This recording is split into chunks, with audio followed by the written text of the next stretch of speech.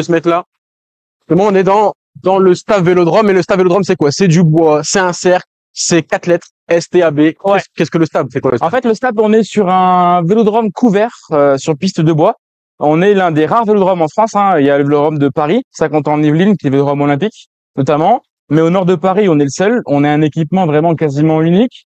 Il y a aussi bien sûr la Belgique avec Gand et Zolder, mais vraiment on est sur un équipement quasiment unique en France, une piste olympique, 250 mètres de long. Donc vraiment c'est la dimension olympique. On est juste 1 mètre moins large que Paris. On fait 7 mètres de largeur.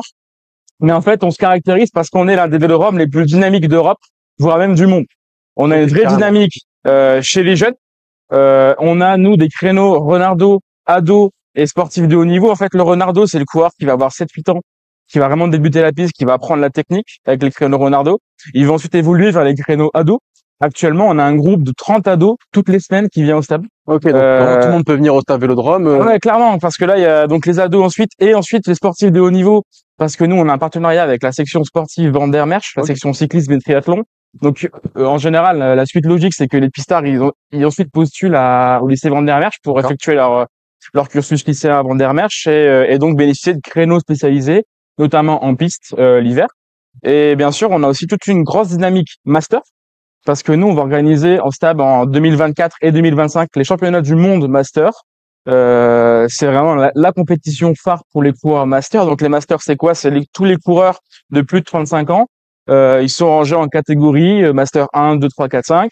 Et notamment, par exemple, on va avoir un Marc d'Angleterre qui est vraiment une figure régionale master, multiple champion du monde et qui sera vraiment la tête d'affiche des mondiaux ici à Roubaix.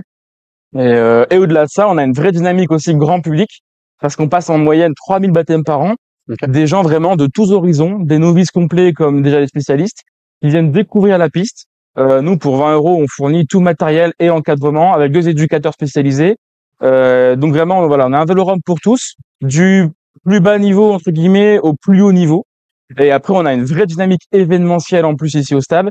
On accueille vraiment beaucoup d'événements, 90 événements par an au total, grands événements. Donc tout ça font du vélodrome stable, l'un des vélodromes les plus dynamiques d'Europe. Okay, le stade est ouvert toute l'année? C'est pas que l'hiver. On sait que généralement on fait du vélo couvert. Pourquoi? Parce qu'il fait froid dehors, on peut pas sortir le vélo dehors. Mais c'est ouvert vraiment toute l'année. On est ouvert toute l'année sur une typologie mardi et dimanche, vraiment pour correspondre à la pratique du cycliste. Sur des grosses amplitudes, par exemple, nous le matin, les 8, 10, 10, 12, on va plutôt être sur des créneaux de cursus de lycée ou collège qui viennent découvrir la piste comme on ferait du bad ou du handball à l'école. Et après, on a les créneaux ouverts au public parce que nous, on fonctionne comme une piscine en fait. Les gens, une fois qu'ils passent le baptême, ils peuvent ensuite prétendre à des créneaux ouverts au public. Donc, on a piste bleue pour ceux qui vraiment débutent, piste rouge pour les plus confirmés. Et ils viennent réserver leur créneau, leur séance. Ils ont accès à la piste 2 heures. Ils tournent, ils font leur entraînement. Il y a toujours un éducateur présent. Enfin voilà, ils ont pas non plus l'autonomie. Il y a toujours quelqu'un présent, des conseils. Voilà, s'il y a un problème, il y a toujours quelqu'un. Ouais, clairement, sur demande de conseils, ils sont hyper ouverts là-dessus. Nous, on loue le matériel.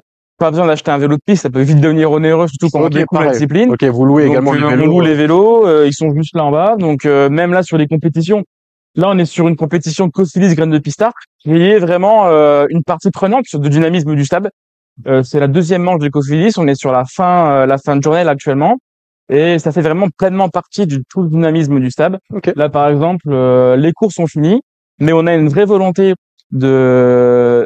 d'apprentissage des jeunes coureurs. Et là par exemple, on a une bonne quinzaine de jeunes qui partent pour une initiation à l'américaine. Donc, ils vont apprendre là pendant 30-40 minutes à faire des relais à l'américaine.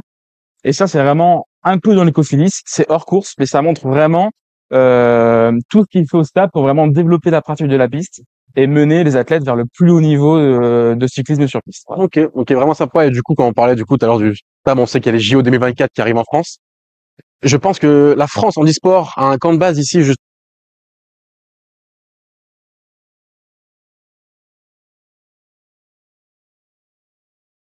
proche de Paris. Donc, on est ce qu'on appelle un centre de préparation au jeu, ou CPJ, autrement dit appelé également base arrière.